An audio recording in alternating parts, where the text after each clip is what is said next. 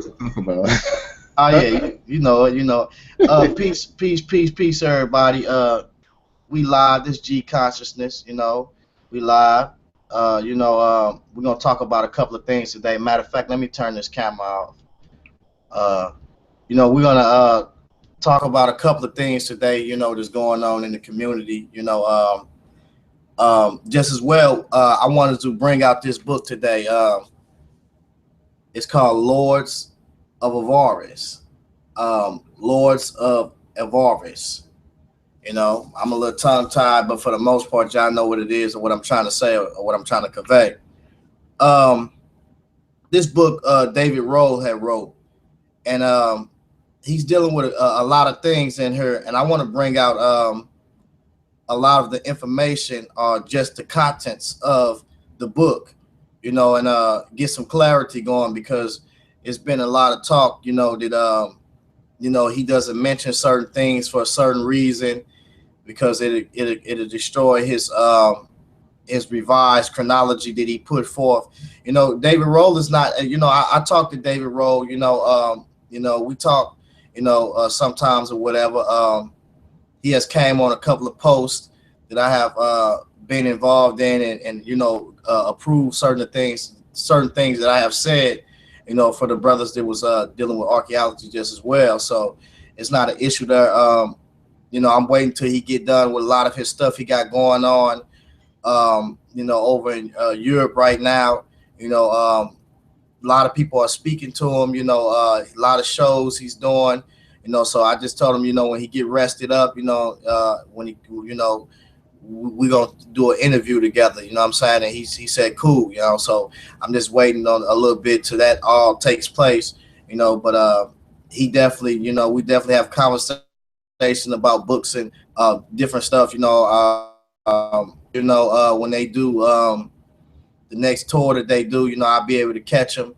And then also he said he got something coming up to where he's going to go out into the desert again, into the eastern desert, and also do some more things in that area and shoot some footage dealing with the elite with the book that he had, the Civilization of Genesis and Genesis. I believe it's called the Civilization of Genesis. I believe I forgot. I'm sorry if I'm misquoting it wrong, but he's going to reshoot a lot of that information because he's willing to revise his information as he see new stuff that surface. He's willing to revise those things. So I just wanted to bring that out. But what I want to bring out in this book is basically read some of these contents that's in this book so you can understand what he's dealing with, and put it out there, and it says uncovering the legendary origins of the Western civilization. And I like this book because you know and I haven't even read all of the book, but just on the strength that it's I see that it's what it's dealing with.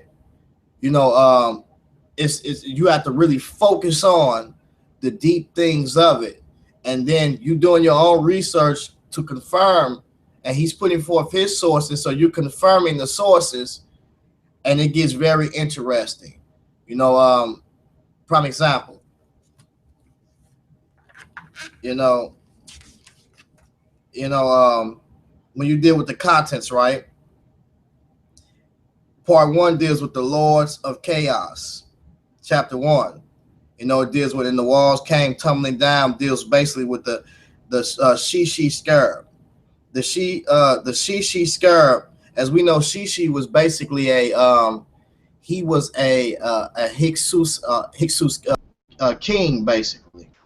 So what happens is when they excavated Jericho, they found in one of the rooms a scarab with Shishi that was on it. So this is a Hyksos king. So we looking at around David when he puts the children of Israel, according to certain archaeology that he has found, coming up out of the Egypt within 1430 or 1446 in that area, according to the revised chronology, right?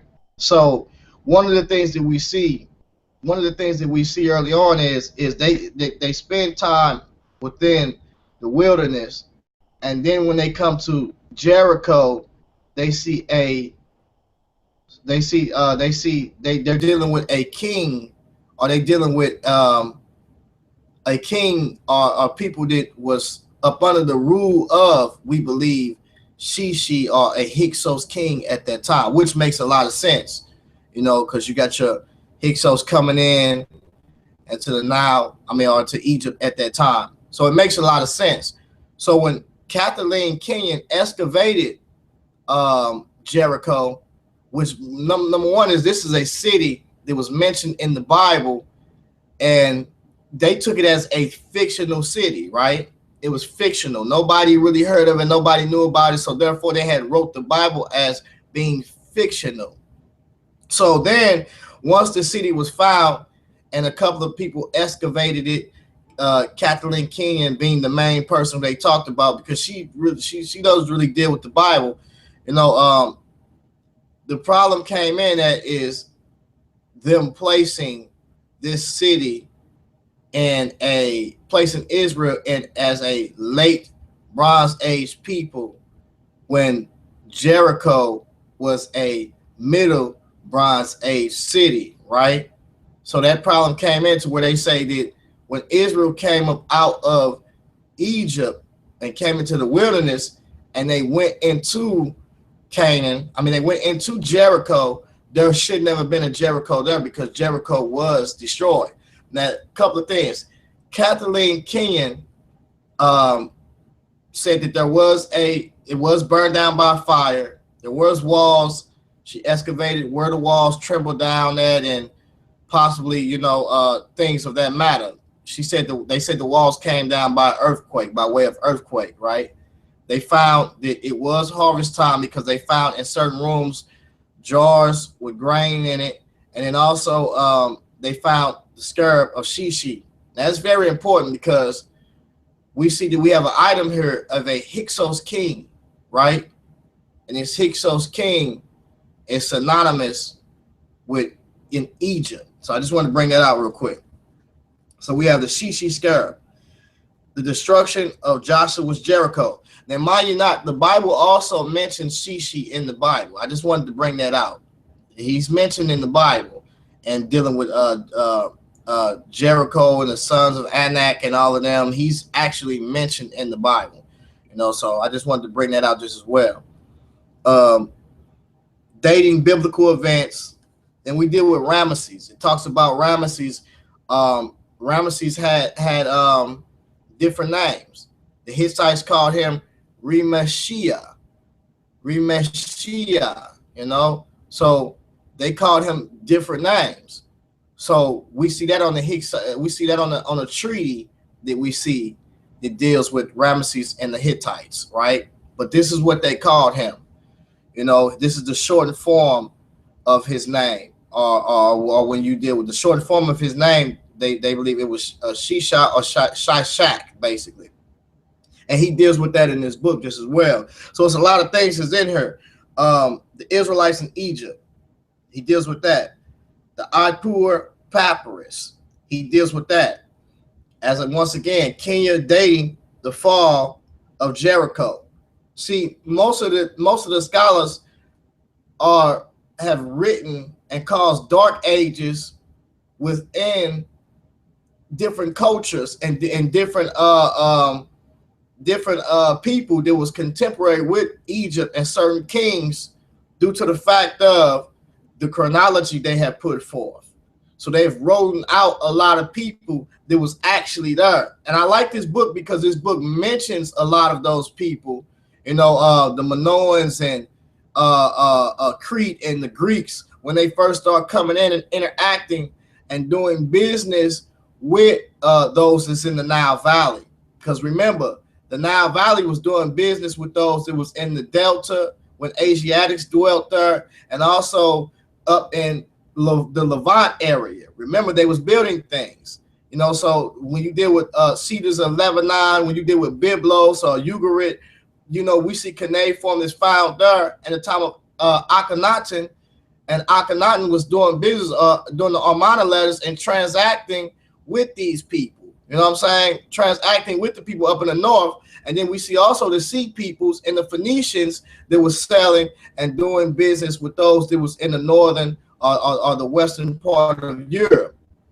So this book brings out a lot of those things. You know, like I say, it talks about the Hyksos dating Shishi, you know, as we talked about before. The lesser Hyksos arrival at Avaris. There was a lesser Hyksos arrival, and also the greater Hyksos arrival, as he mentions. Excuse me, with the Hyksos coming in, they coming in, right?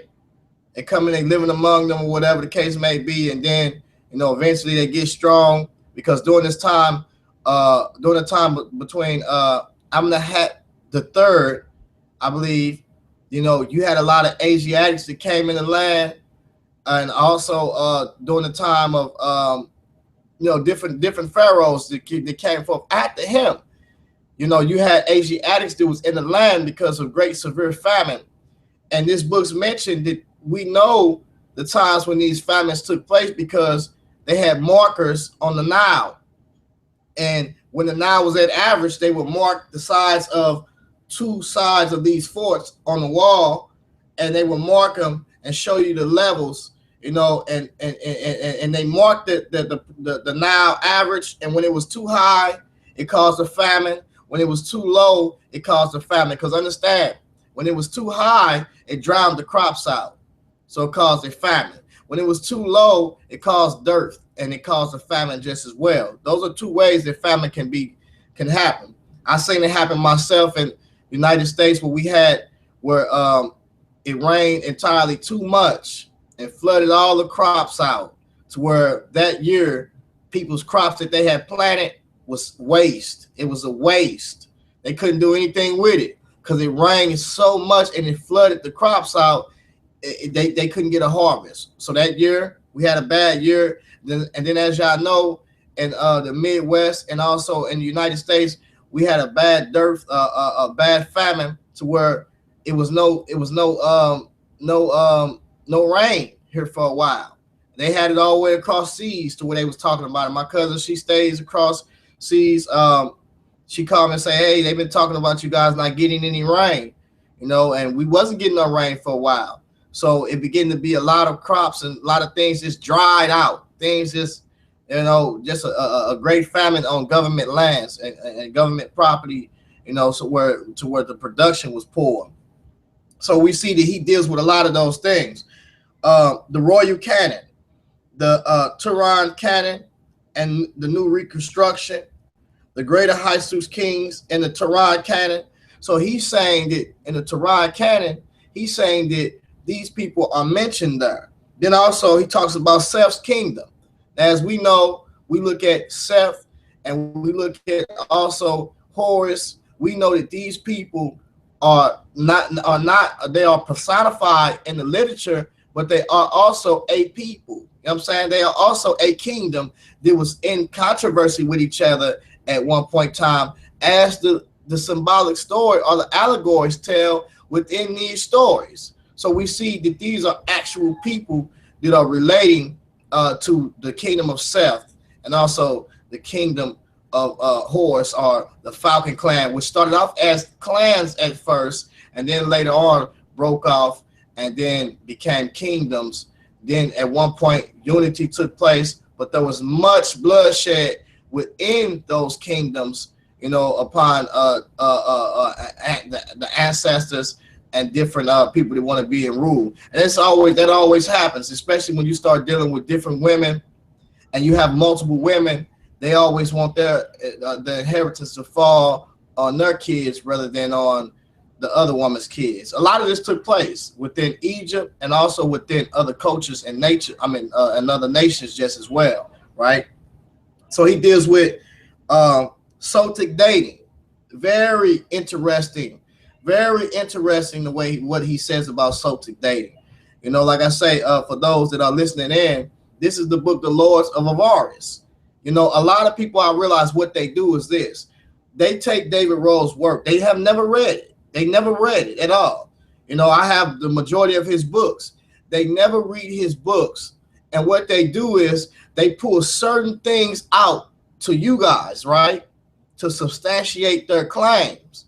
But what they don't tell you is that 9 times out of 10, when he puts something in his book, he has around like 4 or 5 contemporaries or people who are contemporary with these people at this time when it comes to this chronology.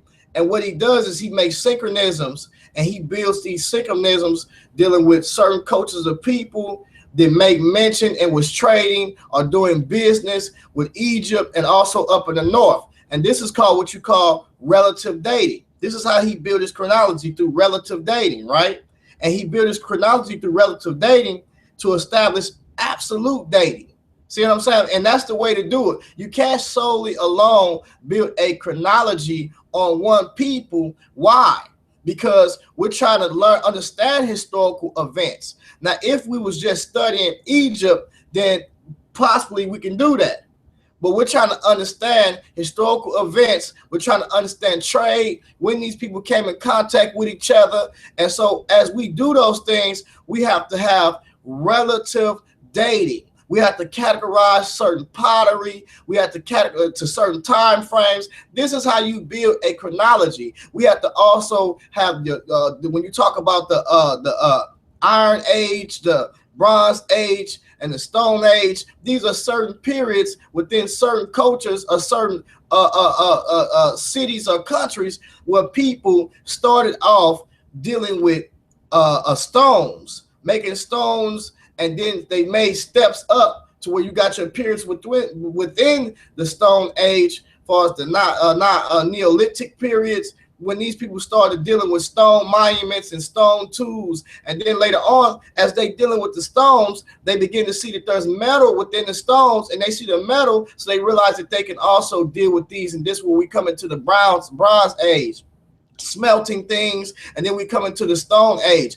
Now remember, each one of these areas have what you call in them divisions within them, to where they label and they categorize these areas. Certain potteries is at certain in certain ages. So then when they see similar pottery, right, what they do is they say, okay, we can match this pottery and put this in this area, because this is when this pottery style was in, and this when this pottery style is out. So it's just labeling and defining and categorizing certain areas so we can best explain and understand historical things upon the historical data that we grab, that we put forth, that we see when we go out into these areas. And also dealing with historical observation, when you deal with people that was writing and they begin to speak on a lot of these things.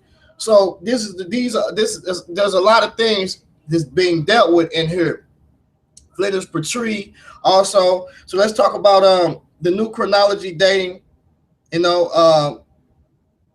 The so-called Fourth Dynasty, the Fortress of Zal, Seth, Lord of Ikit, the 400. I mean the year 400 Stella, the Shemu.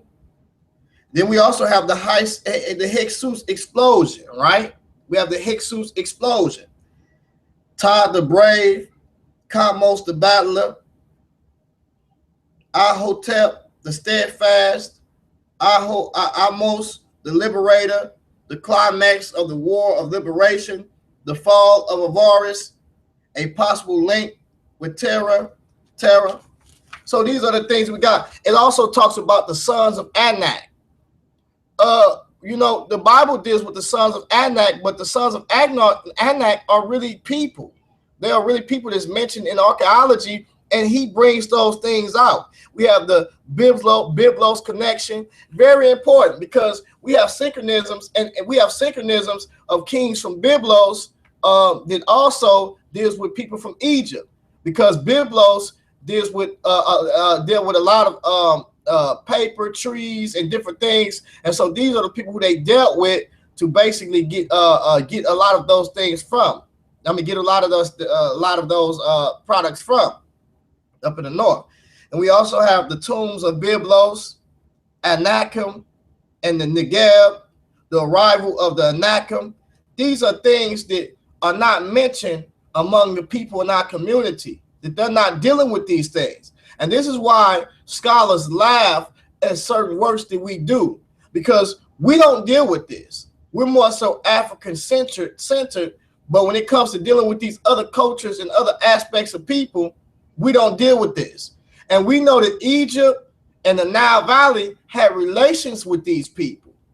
So we have to begin to dab in and look at these people's culture to get the full aspect of what really was going on. We don't do that, you know? So that's why when you see brothers like Devon, Ron Prospect, James Cassell, when you see me, such as myself, and Garfield too, but at the same point, Garfield still come from a Afrocentric perspective to where, you know, and he's biased when it comes to the biblical things. But for the most part, I see him trying to dig, but it's just not enough. When you're dealing with this information, you have to come from a perspective of being able to take the criticism and also being able to see the downfalls within these different cultures, and also even within me when I deal with the biblical text. Because the biblical text, it shows you that there was many downfalls of Israel and different people, and it shows those things within those books. You know, so just bringing that on, touching on that. So we have the original Philistines. Now, yesterday, it was brought out by a brother that he brought out an article that they was dealing with some of these aspects. It was in David Rohl's book. And as I tell you guys always, you know, these people put these articles out, right? And when they put the articles out, they don't go into the in-depth study. They only pull out certain things, but they never pull out the things that he has collaborated in a synchronism that he has collaborated to build his case with. They'll pull out something, but then don't pull out the other thing that he got to prove his case or his sources. This is what we see in the media. For instance, the media will show you certain things, but they don't get in depth into the story. So it's like they bringing you a little bit of evidence, and it's like they editing the videos. That's what these other people do. This out here making these articles. They edited information and not give you the entirety of that information, right? So we see that, right? So look, check this out. We have also, which I'm sorry, the Philistines was the article said that he didn't mention the Philistines, or he dances around the Philistines, but this is not true. He has several things that he's dealing with the Philistines and identifying the Philistines. And it's great and it's awesome. So I suggest once again that you guys go out, really read this guy's work, because he's really coming up against the conventional scheme when you're dealing with chronology. And there is a scheme that's there, and it's being brought out on a daily basis. And he's not afraid to contest the conventional thoughts or conventional way.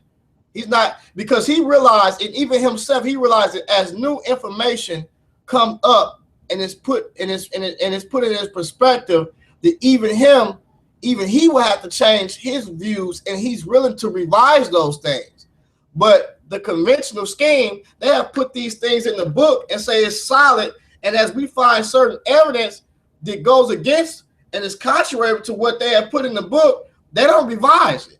They just put it off to the side or try to fit it in a time period that does not match. So we got to clean up after they mess that they're doing. And this is why you have scholars that's not afraid to contest this view, come up against it, as David Rohl and his colleagues have done, and other archaeologists and Egyptologists have done it, because they realize that these people have used biblical dates and also other dates to establish Egyptian history. And that should not confirm Egyptian history. Whenever you're dealing with a chronology, you want to get the Egyptian chronology, build the Egyptian chronology with their evidence, right? And then make relative dating or synchronisms within other chronologies to make a absolute chronology, as of opposed to separate chronologies, to where we make a absolute chronology built off of relative dating, where we all can look at and say this is when these people came in, these people were synonymous with these people was trading up here. This is how we build and structure chronology. This is how we do it. You know what I'm saying?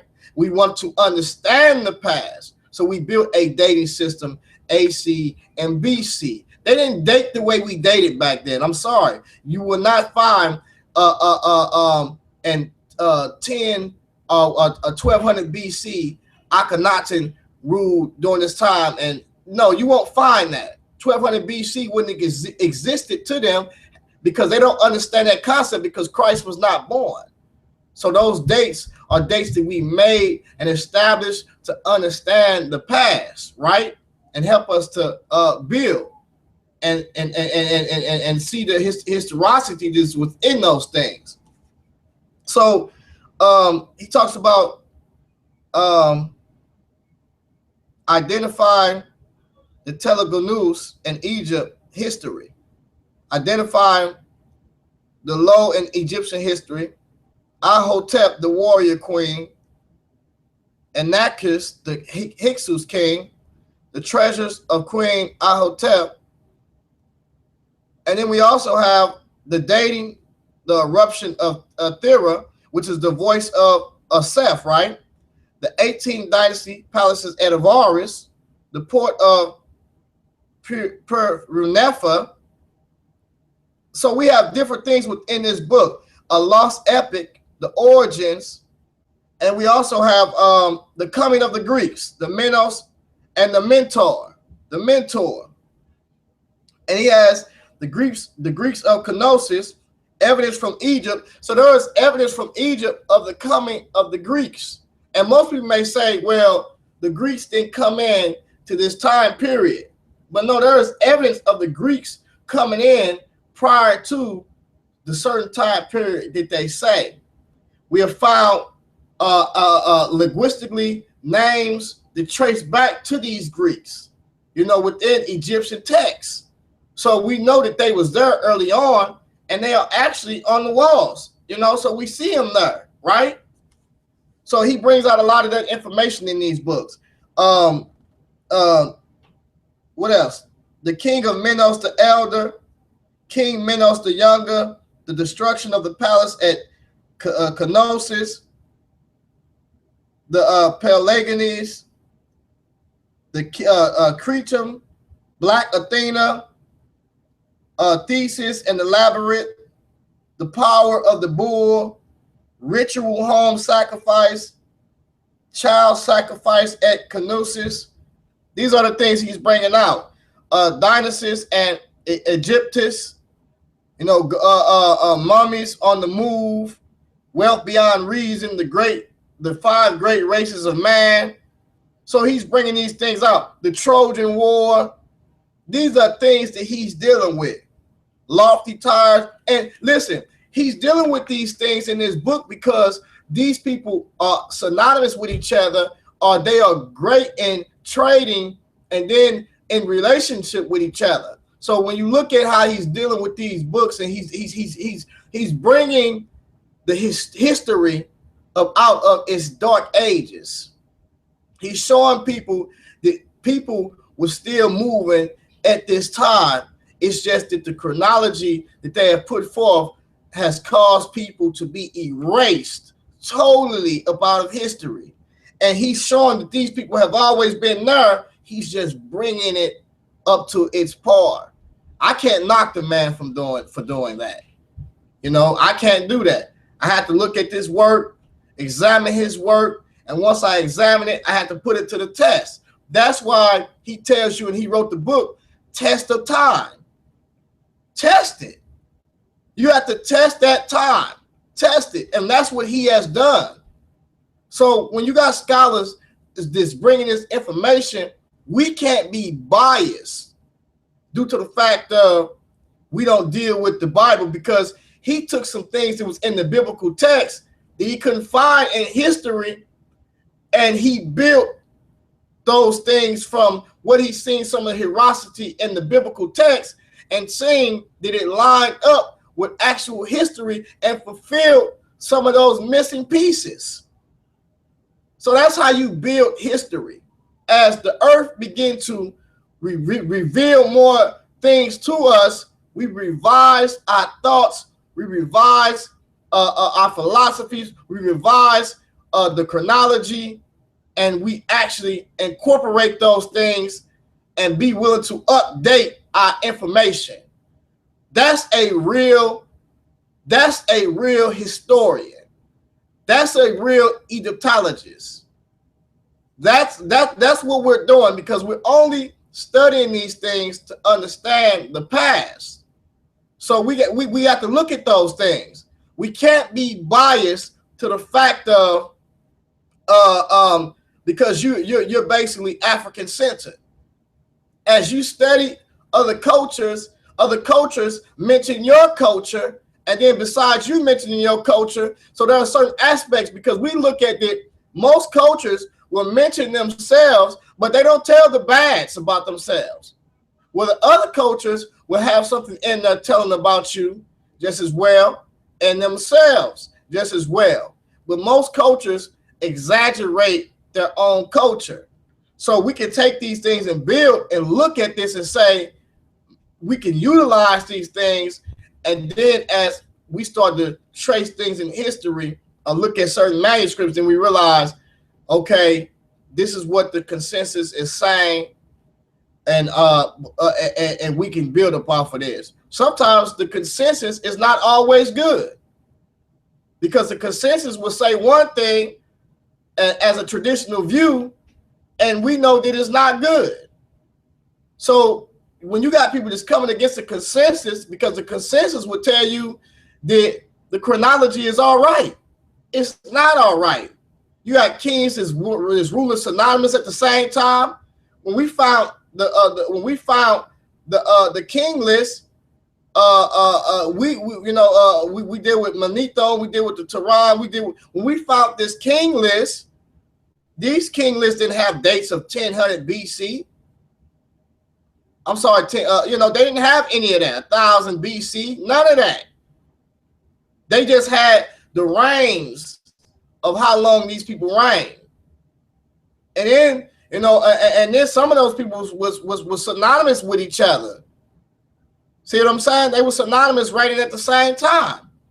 Because as we see the Asiatic customs came into the Nile Valley, we know that when you're dealing with the Asiatics, they had two kings and the Tigris Euphrates. They had the Lugal, and they also had the Insa or the Insu, which is in Egypt. They called the Nisu, but it was called the Insu or the Insa in the East. And the Lugal dealt with basically, I believe it was the priestly aspect of the king. And also you dealt with also the warrior king, as well as in Egypt. Even when you deal with the Nisu hat and the Bedi hats, you have your priestly, which is the Nisu, which deals with the you have your priestly to deal with the Nisu and the Bedi hats. These are your upper, your southern and your upper. Your southern and your northern caps, right? You have your Deshret, which deals with your northern cap, but it's not also synonymous just for a northern cap. It deals with Deshret. It deals with the desert. It's a desert cap. It's a warrior cap. It's a cap that where they in the red lands. In the red lands are the hold on, we got something going on up here. Let me pause for a minute and deal with this. Go ahead, James.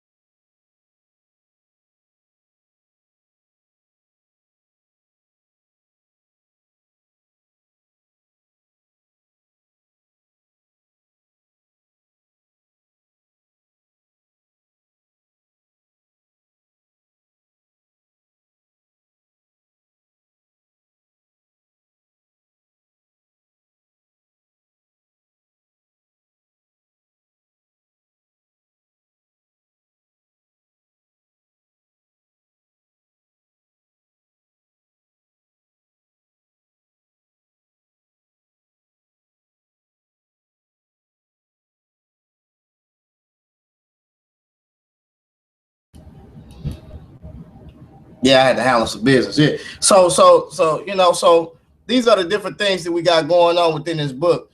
I don't know where I was at, but let me continue on within the rest of the things we got going on with it in this book. I say we just bringing these things together, basically.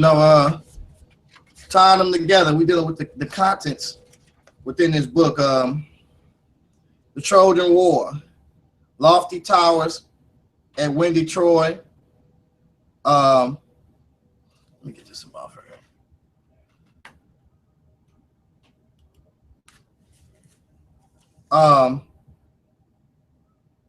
Clues from the Aegean, the post-war area, clues from Egypt, clues from Anatolia, Hittites and the Harmonic tradition, Manetho, date for the Trojan War. See, these are things that we don't see being brought out.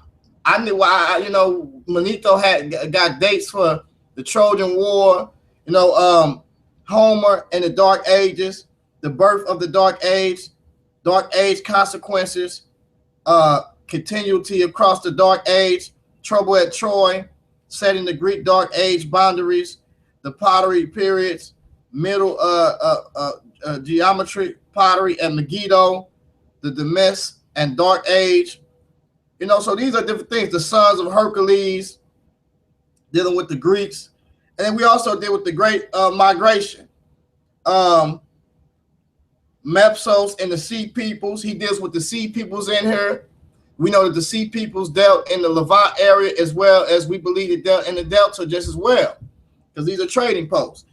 The invasion of the Sea Peoples, identifying the Sea Peoples, from the ashes of Troy, a Neo-Hittite Dark Age, the Neo-Hittite art problem. The Neo-Hittite art problem, oh man, when you get into that, it basically tells you how the Egyptian chronology is like straight flawed, like seriously flawed. So, you got to get off into this and get in depth with it, because it's a lot of heat that's in this book. And like I say, certain things I disagree with, but for the most part, 80% of it is like when you begin to look at these other cultures, because remember, these cultures are interacting with each other and they're trading with each other. This is why you see the alphabet system being built, the numerology system being built, cuneiform.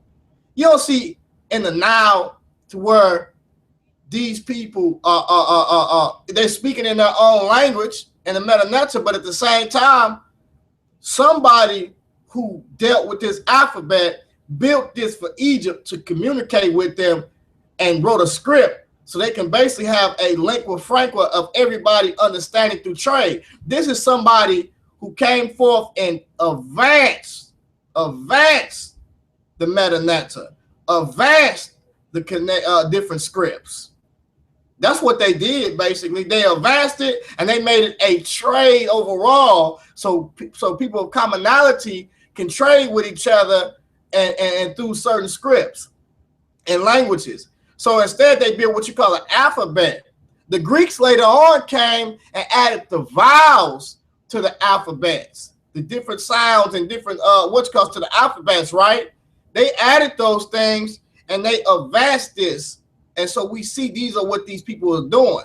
They're building a worldwide trade, dealing with politics and economics. This is all they doing here, trading with each other. We lacking over here, but we got this to where we can get this to you and trade of what we lacking in. You see what I'm saying? And is there greed in politics? Definitely. There's much greed. We see that today. Was some people genuine about the wealth of their people and the health of their people? They was. But as we see today, the majority of people are greedy, even our own people. So so just bring that out from an aspect, right? So then we got the folding of Rome. We got Rome coming in. It deals with that. Then we got the Lord of Avaris in the beginning, the Hyksos domination, the Hyksos explosion, the foundation of Mycenae, I believe, Greece, and the Dorian invasion, the Sea People's invasion, and colonization of the West. So it's a lot of things, man, to check out in this book. Hey, look, I'm not sure because I'm not really done with it because I'm still on his other books. But look, I even read that Hyksos thing that took place when they came in with them chariots. You know, chariots was not invented in Egypt. That was invented in the East. They had already invented war hammocks, war formations, ships, and also chariots. You find your chariots in the East. When the Hyksos came in, they actually brought that into Egypt. And when you deal with the Hyksos, when you deal with their information, you start to realize that these kings that came in were foreign kings, right? And they had a correlation. And they had ties with those that was in the East and also those that was in Arabia in the desert. So they had ties between those areas. Now, the people that was in Arabia, when you deal with the Sinai Peninsula just as well, and Arabia, those people in the Sinai Peninsula, you had to be careful of those people because they was like raiders. They was like the ones that, hey, if you coming through here, hey, you going to get got. Or when you dealing with the Arabians or when you dealing with, and Arabia is just a latter term. But for the most part, we dealing with different tribal clans that's there, different kingdoms that dwell in certain mountain areas that dealt with artifacts, minerals, and they traded just as well. So if you was on your way to the Nile Valley, or up into the Levant, certain areas you had to pass, especially through the Red Sea, because some of them may come down to the Persian, go around up into the Red Sea, drop off, or go into the Nile and get transported up into the Delta, whatever the case may be. These are how these people was moving, or coming down from the Delta down into the southern, where you go into Nubia, Neckin, Edfu, and you find all your gold there. This is where you find your gold and your minerals, your rock and quarry and rocks, and Egypt began to be good at quarry and rocks, and they had people that was working for them just as well, different other civilizations, because even when you look at them mining turquoise, and I think it's Serek Kadim or something like that, however you pronounce it. These are miners or Canaanites mining turquoise for the Egyptians, right? And these are the ones who possibly built sitting around with the scribes, looking at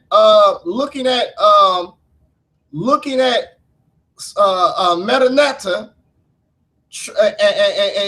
and drawing metanetta, but creating a pictorials in a Semitic language, because when you look at the Serek Kadim, when you look at in that area and where they mine turquoise for Hathor, when you look at in that area, these people have a Semitic tongue, but are writing metanetta. They're writing a native Egyptian metanetta. So we see this, right? So what happens there is a lot of noise upstairs. So what happens is we see this is somehow, some way we see, when we look at back in this time period, we see that somehow, some way we see metanetta all over the walls.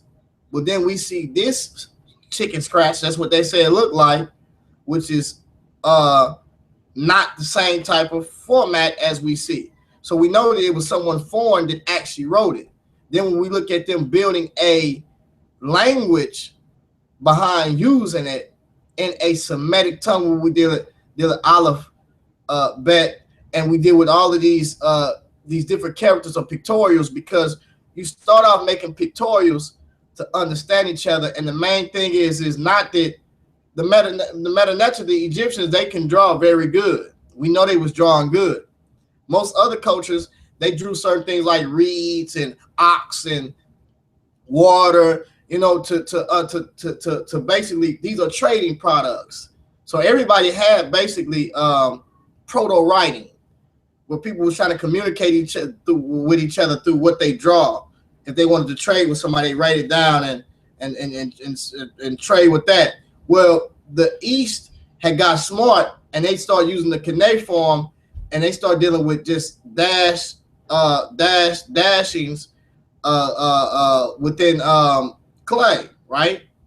And they start dealing with numerology instead of the drawing. That's where you can count. This person may need 3 of this, or this or this or this. So we see the East already building a advancing writing, advancing scripts, so they can advance the trade areas. We see this early that they're doing that. That's why I say Egypt, even though we find the first writing as far as dealing with and the alphabet in Egypt, they didn't advance that. Matter of fact, they actually stuck to the way they were speaking, but used a script that was cuneiform.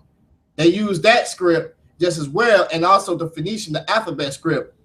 So we look at, we say, well, what we look at the earliest we find it is what we think is in the Levant, or either in Wadi El Hol, and then also Sarah Kadim, just as well. So we find these writings, and they're similar to each other, but we know that these people that built this script, these people that built this alphabet just as well, these people are actually they're actually trying to make a trade route, or make a trade correlation, as we see early on what they was doing in the East. So it's a lot of things that's brought out basically when you're dealing with this book, and some of the things I mentioned was some of the things that I learned myself, but for the most part, a lot of that stuff lines up with this book. So I just wanted to, like I say, once again, you have the title of it is the Lords of Avaris, and uncovering the legendary origins of Western civilization. So this is when you see a lot of things coming in. So with that, family, I just wanted to bring that out and show those things, because it was a lot of things that was being said, and I think people have not really read the literature. And this is what I always say, if you go to court with somebody, right, and you must bring evidence when that jury is sitting down and that judge is there.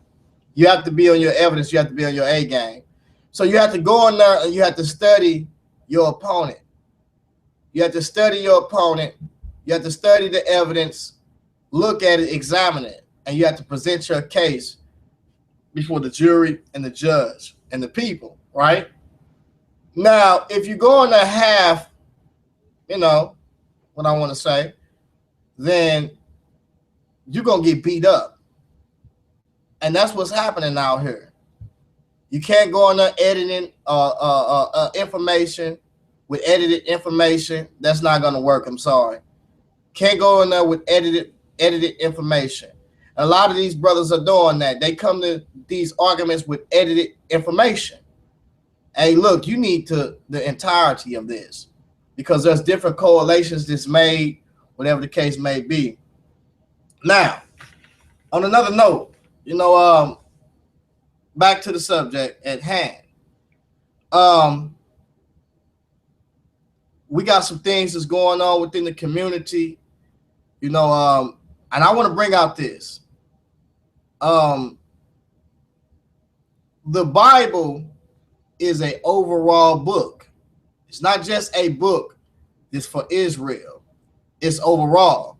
Remember, we have this book that deals with all nations of people, as we see and we look at it. I want to bring that out because if someone's trying to make a case and say, well, just because these people, or you feel that these people have this certain look, or these certain markers or haplogroups, whatever the case may be, that give them back their stuff. Nah, no, that's not how that goes. So, when you study the book, as most people don't study the book, then you will see that the Bible is not a book just for one people, but it is a book universally.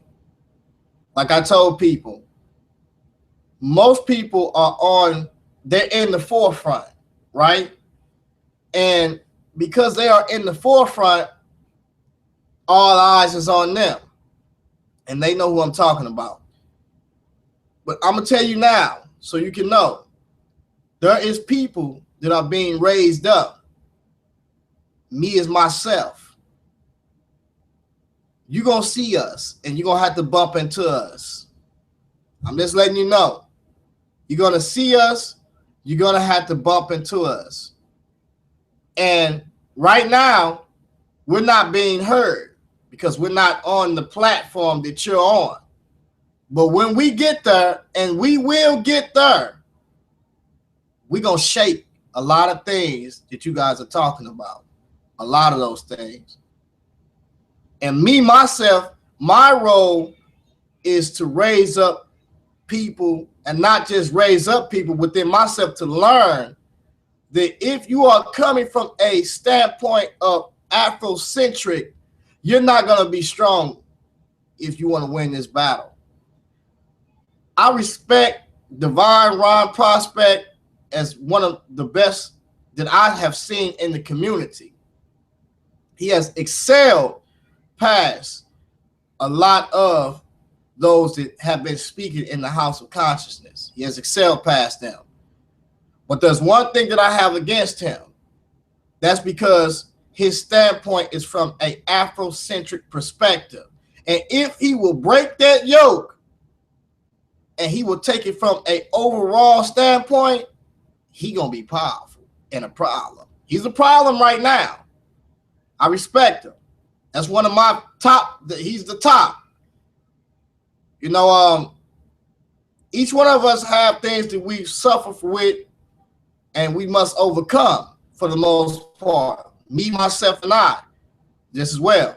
I'm not very articulate, just as those brothers, but I'm coming, and I can't. My mind is not as sharp as them, but I'm growing. And when I come, I'm telling you, brothers, man, a lot of that information that y'all dealing with, y'all see it now. In the back chat, y'all know what's going on. When I get to that point, I'm going to show and I'm going to shake some things in that area. And the other brothers too. And this is why I'm trying to grab these. And another thing, another person who's a problem, if he will get his mind right and just get it all the way together and just have some stability, Lex Vortex. Even though me and Lex Vortex are shaky and we always getting into it, but for the most part, I realize that it's a lot of brothers, man, that can't deal with what he's bringing. And I have seen him deal with brothers in a way to where he walks them down to where they cannot get up out of it because their reasoning is just salty. That's when Lex Vortex is on his game, right? And when he coming with all the metaphysics and he not really dealing with the reality of it, and it's all right, you coming with some metaphysics, but you must also know the reality of things. Then that's where he's shaky at for the most part. But Kevin G, Yahawada, that's another brother, sharp. I'm trying to get him to get his work ethic up when it comes to bringing this information. Not to be arguing with these brothers in the back room, but to get this information out here, get the truth out here. James Cassell, another brother. I've watched James Cassell growing just as well. Some aspects I disagree with him on, but the brother getting sharper and sharper, and he articulates very well, right? And he knows the games that y'all play. And he knows how to cut it fast. He knows the divert tactics, logical fallacies. He knows all of those things that y'all play to try to throw the mindset, right? So there are people that is coming. We don't have the platform that you guys got, and you know it. That's why when you got people like the brother, what's his name? Young Pharaoh. He come and he say something to you guys, you have to deal with it because he's on the platform to where he's heard. So you have to deal with it, right? What he's saying, with what he's saying. I'm telling y'all now, The stuff that young Pharaoh is bringing is not how that the people that's being raised up is going to come at you guys. And it's going to get horrible, real horrible. Because I know what y'all hate. And y'all hate that word for reals.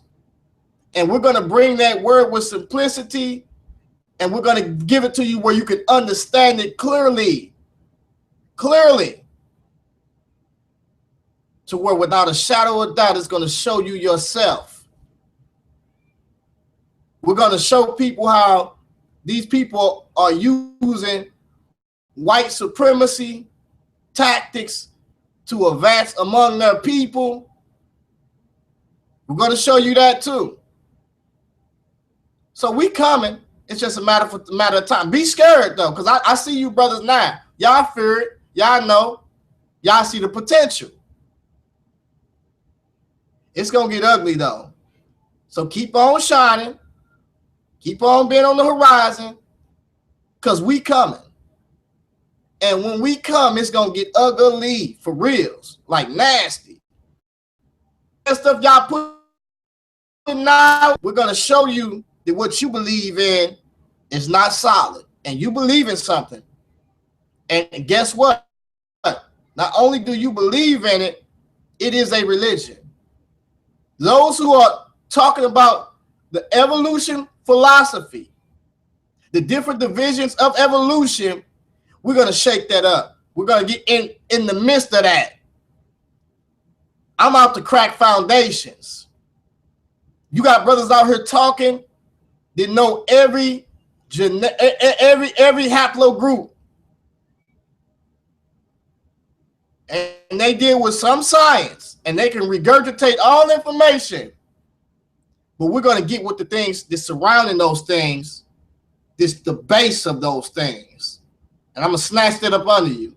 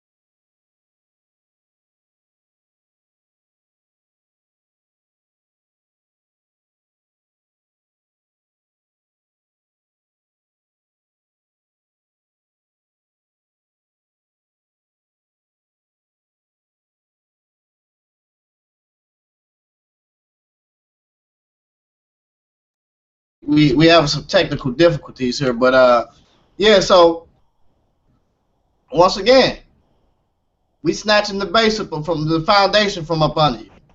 Because I think that what's happening is these people who are in these interviews with these people are not asking the right questions. And so we need to see or put people on these panels that can ask the right questions to these people and really get into a dialogue with these people.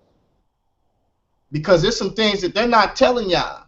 You know, I watched the conference and certain things that took place out there and I believe it was Harlem when they had the conference between the Comedic conference or RBG conference, and a lot of information was properly, I mean, was not properly dealt with.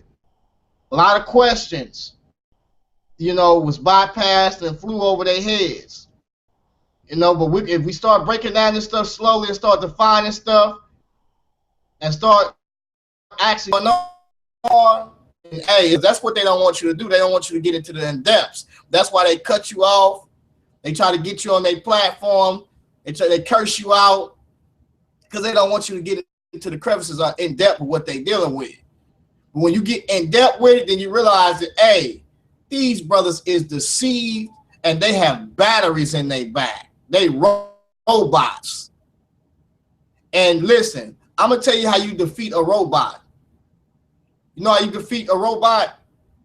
You use the manual and you cause all types of confusion. Therefore, that's how you defeat it. I'm gonna use your manual to defeat you with your own manual. Because evidently you're not using this, you're not working to your entirety. You playing games, you deceiving the people. So we're gonna use this manual, the blueprint, and I'm gonna defeat you because there's always derision that's caused when we see the Most High come against wickedness. He comes against derision amongst them on what they're dealing with. Look in the Bible, you'll see it. Comes in the midst of them, they start slaying each other. Information ain't solid. We're gonna do that. We're gonna do that. So y'all shine, do what y'all gotta do right now. I'm telling y'all, I'm coming. Be afraid. A lot of that information is gonna make you sound ignorant, and people gonna see that you are a robot and you got a battery in your back. You only do what you've been taught. I do what I'm supposed to do. You do what you told. I do what I'm supposed to do. I'm going to show y'all how the government has worked to deceive people through the education system. I'm going to show y'all that through social manners, through the media. The government has its hand in all of that. So these brothers are paying money for these degrees and being deceived off of philosophies. Yes, there's some science there. Always come with some truth, but then he got to slide his lie in there or his ideals in there. We see that early on in the book. I'm hearing people saying a lot of crazy stuff. We're going to show you that. So, yeah, with that being said, yeah, we got the haters. That's for the haters out there, man. You know, just know it's coming. Get ready for it. You know what I'm saying? It's a movement coming. Get ready for it. We got some brothers that keep dealing with brothers like One West Camps with the folly. They weak. We got scholars out here this on a whole nother level. Hey, look, we ain't gonna sit in the Bible and count algebra all day. We ain't gonna sit in here in the Bible and metaphysic this up because it fits how you want it to fit. That's not what we're gonna do. We're gonna give it to you plain and sharp and plain so you can understand it. So yeah, that's all, man. I hopefully y'all got what, you know, some of the contents I brought out from this book, man. And go get the book. You know, look at David Rohl, a lot of his works. You know, a lot of people. You know, I've been talking David Rohl. You know, you can go back on the Real Black Atheist, the Amon-Ra Squad show. I've been talking David Rohl. Matter of fact, you know, I'm me, Carl, you know, and we the ones that got them brothers to get off this. You gonna hit me with a date? I'm gonna cause confusion if you do it. They don't do that no more because they already know. Do it if you want to. They know who to play that with and who not to play that with. So just remember that.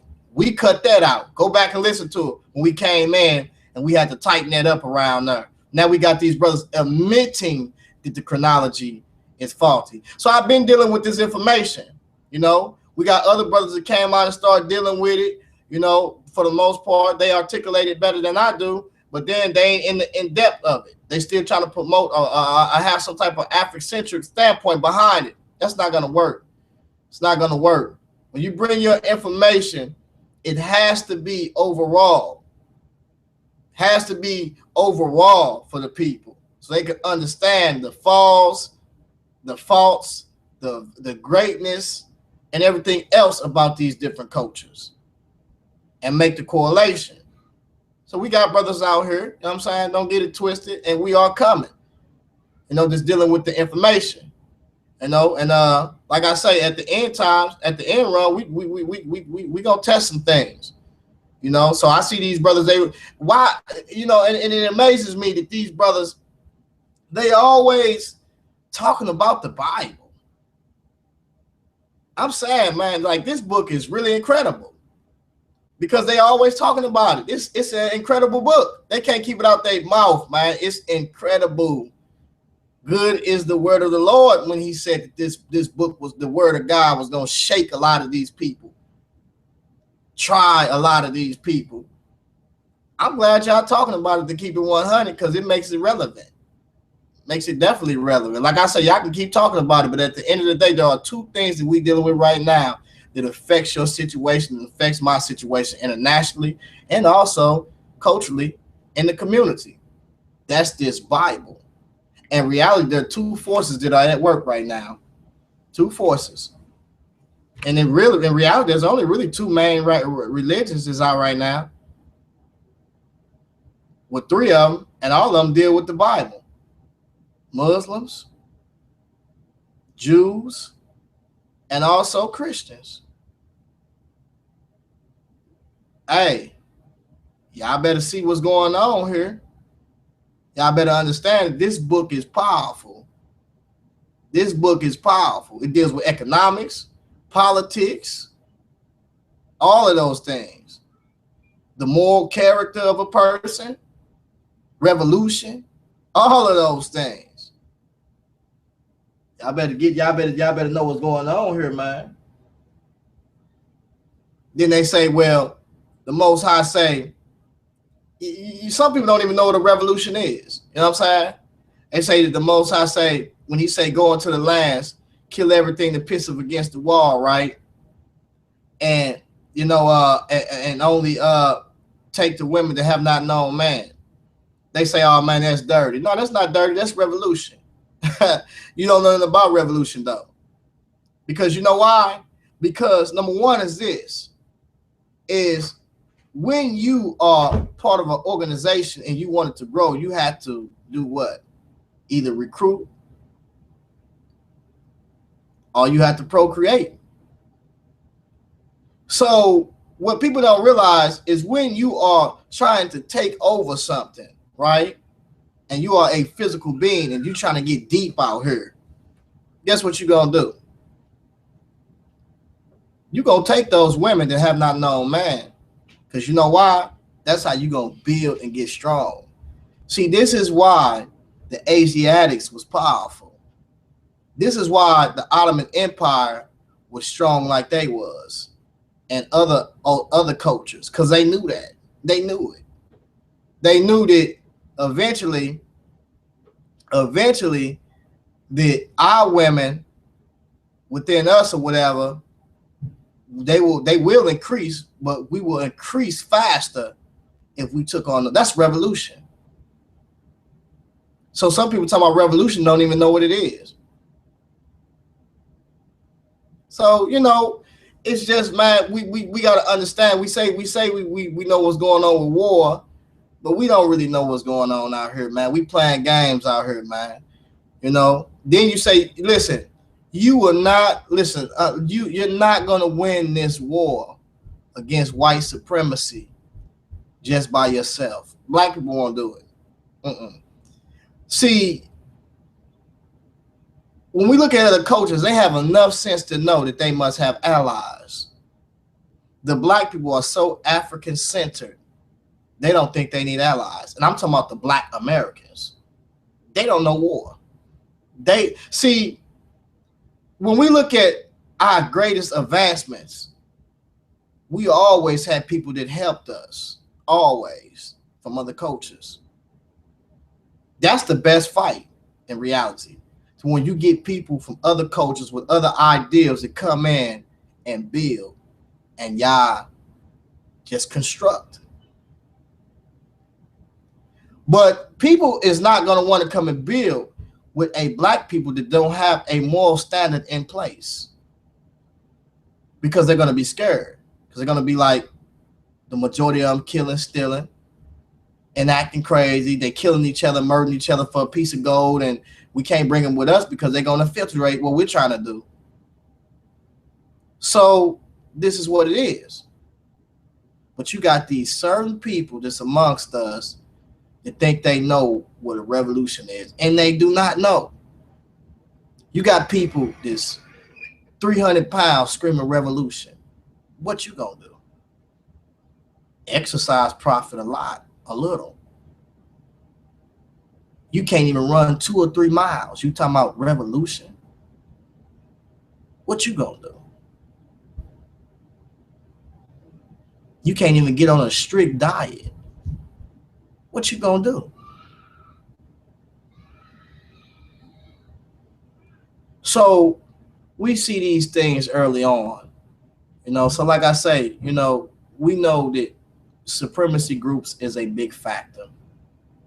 Most people believe that they have evolved the longest. The Chinese think that they have evolved the longest, so they deserve to be in a position they deserve to be in over the Europeans. The Europeans feel they have evolved the farthest, and they believe they have great technology. So people are evolving in technology. They, phenotypes. It plays a great role when you deal with people talking about natural selection and dealing with things being selected naturally or whatever the case may be. These are concepts that they have put in place to basically define or justify racism wars and preservations of their own people. This is what they have done. So this is what it is. So we must realize that these people not only are trying to preserve their own peoples, but they also try to preserve themselves. They're going to do it at any cost.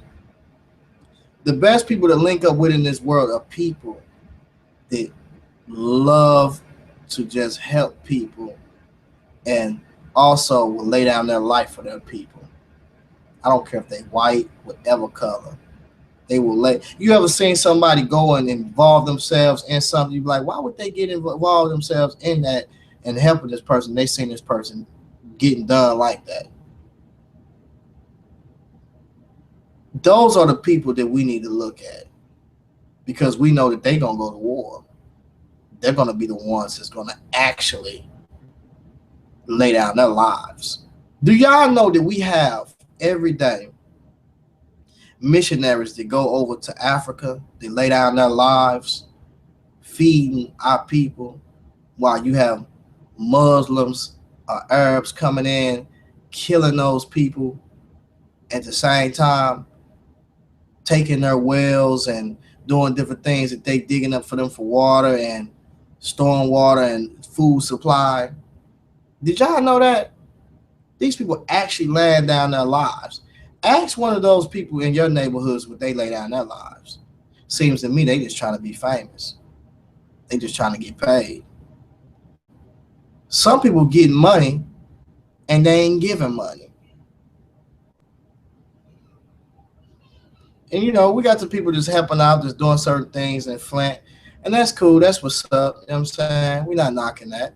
That's what's up. You're supposed to do that, But hey, don't try to act like these things have not been done or being done now by people just in the church and people in other cultures. This is being done. The presence of the Black Americans helping other people is greatly needed, especially their people. So, man, this is simple, man. Like, I know the brothers already know what it is, but like I say, the Bible is the most talked about book. So I see why it's the best selling book in the world. It's most talked about, it's best selling. To be honest, everything else that y'all saying doesn't really make a difference. Because, this book is gonna be here. It's gonna be here. There's nothing you can do about it. If you try to say, well, this book is just for these people, they brought this book, you're lying. You haven't read the totality of the book. You're lying. Because the totality of the book deals with human nature and man as a fallen individual. That's what it deals with. So stop the lies, man. Stop playing games. We got our people need to grow up, man. We need to stop playing games. You know, like I said, I'm interested to see this and see the debate that's coming up. You know, see what the brother gonna bring. You know, both parties. I think that if he represent that Bible like he's supposed to, I think he gonna come out as the victor because there is no losses with it. I'm sorry, there's no losses with it. You know, we have people to try their best. We got people that's covering up information, making accusations against the biblical text, faulty history, propaganda. We have all of these things because these people want to erase the history of people. So if they erase the history of these people, they erase the historical documents. Crazy. We have historical things that's in the book that has been written, and we're finding a lot of things that's dealing with those things. But the problem is the chronology they have placed it in causes them to throw it out and say that can't be because the chronology say this. This is crazy, man. And with that being said, man, I just peace to everybody out there. I'm done, man. Go get the book, The Lords of Avaris. Go get the book. And if anybody know, Avaris is was a city that was in the Delta area. So go get the book, man. It's a good read. I'm not done reading all of it, but it's interesting, and you know, it's gonna get ugly once I do get done. So with that being said, peace to everybody out there. Thanks for listening in. You know, Saturday morning, whatever the case may be, 1:41. I'm signing off my time.